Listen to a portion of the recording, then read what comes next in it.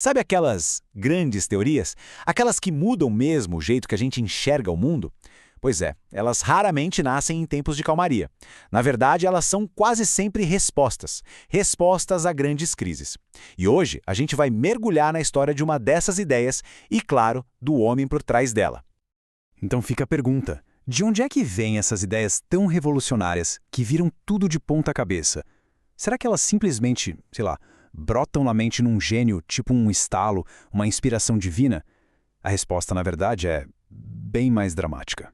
Elas são forjadas no fogo. Nascem justamente naqueles momentos em que as velhas certezas, sabe, elas simplesmente desmoronam e algo novo precisa urgentemente ser construído no meio das ruínas. E foi, olha só, exatamente nesse tipo de cenário que Hans Kelsen viveu e desenvolveu todo o seu pensamento. Para a gente entender de verdade a teoria do Kelsen, a gente precisa primeiro fazer um exercício de imaginação. Tentar visualizar o mundo que ele tinha na frente dele. Um mundo onde a própria ideia de regra parecia ter evaporado. Vamos lá, imagina o cenário. A Primeira Guerra Mundial acaba. Estamos em 1918.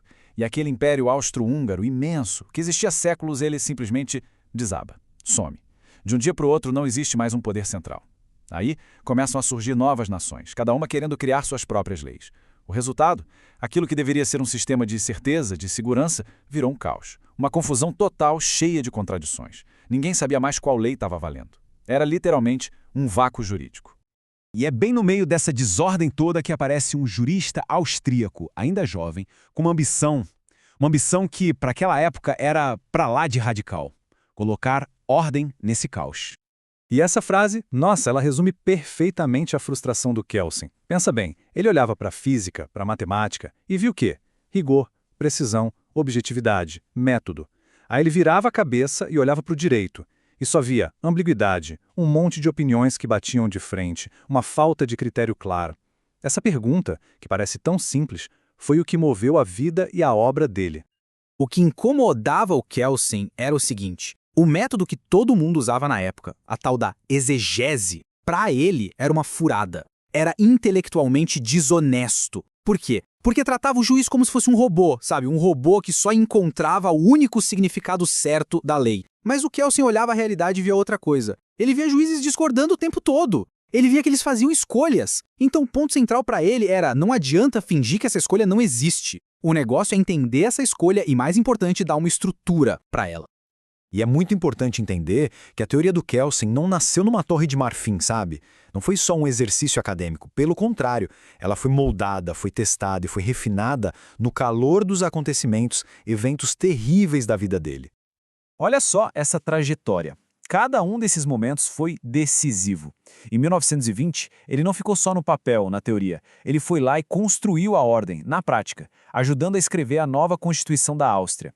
Anos depois, com a ascensão de Hitler, ele viu com os próprios olhos o perigo que é quando o direito vira ferramenta de uma ideologia política. E o exílio forçado, que foi uma tragédia pessoal, claro, acabou sendo o que levou as ideias dele para o mundo todo. Ok, então a gente já entendeu o caos. Mas qual foi a solução que o Kelsen propôs para organizar tudo isso? Bom, ele criou um modelo. Pensa numa planta baixa de um prédio. Foi mais ou menos isso que ele fez, só que para um sistema jurídico coerente e que funciona.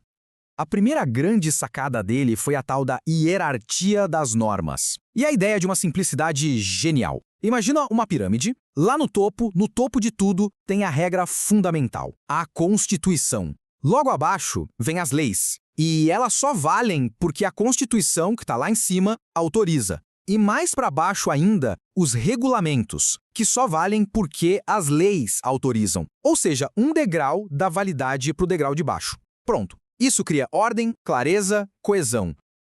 E aqui vem o pulo do gato para resolver aquele problema da interpretação. O Kelsen diz que a lei de cima funciona como uma moldura. O que isso quer dizer? Que ela não dá para o juiz uma única resposta certa. Não, ela cria os limites, a moldura mesmo, e dentro dessa moldura, várias decisões diferentes podem ser consideradas válidas. Olha que sacada. Isso ao mesmo tempo reconhece que o juiz cria, que ele decide, mas controla essa criação. Não é aquela rigidez absurda da exegese, mas também não é a bagunça do vale tudo. É, no fim das contas, liberdade com estrutura. E todas essas ideias elas se juntam no grande projeto da vida dele, a teoria pura do direito. E por que pura? Bom, a ambição dele era justamente purificar o direito, ou seja, limpar o campo de influências que não são jurídicas, tipo política, moral, ideologia. O que ele queria era criar um sistema que tivesse rigor de ciência, com uma estrutura bem clara, que fosse neutro e, talvez o mais importante, que fosse honesto sobre o poder que os juízes de fato têm na mão. Tá, mas aí a gente pode pensar, por que a gente está falando de um jurista do século passado? O que isso tem a ver com hoje? É que a história dele, no fundo, é uma lição muito poderosa. Uma lição sobre como nós respondemos às nossas próprias crises. E aqui a gente tem um resumo perfeito de tudo. Para o caos, ele trouxe a hierarquia. Para um método jurídico que não funcionava, ele trouxe a moldura. Contra o avanço da ideologia na política, ele defendeu a neutralidade. E para a falta de rigor científico, ele propôs uma ciência do direito. Percebe? Cada pedacinho da teoria dele foi uma resposta direta, cirúrgica, aos problemas do seu tempo. As ideias do Kelsen, como a gente viu, nasceram da necessidade, da urgência de encontrar alguma ordem no meio do caos. Isso tudo, claro, deixa uma pergunta no ar para a gente. Diante dos desafios do nosso tempo, das nossas crises de hoje, que novas estruturas, que novas molduras a gente está precisando construir? Porque a história nos ensina uma coisa: é exatamente nesses momentos de crise que as ideias mais transformadoras têm a chance de aparecer.